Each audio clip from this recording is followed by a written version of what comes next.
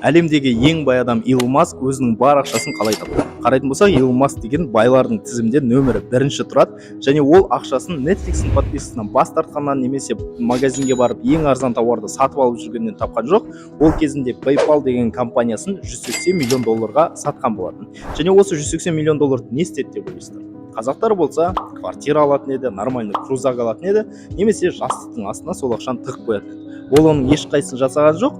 100 миллион долларды SpaceX деген компанияға ашуға жұмсады, яғни жақсы инвестиция жасады. 70 миллион долларын Теслаға, 10 миллион долларын SolarCity-ға инвестиция жасады. Яғни қарап тұрсақ, 180 миллион доллардың барлығын инвестиция жасады. Тіпті достарынан қарызға ақша алуына тура келді. Бірақ қарасақ, әлемдегі ең бай адамға айналды. Демек, байлықтың кілті ол жай ғана ақшаны сақтап қою немесе жастықтың астына қойып қою емес, байлықтың кілті жақсы инвестиция жасауда.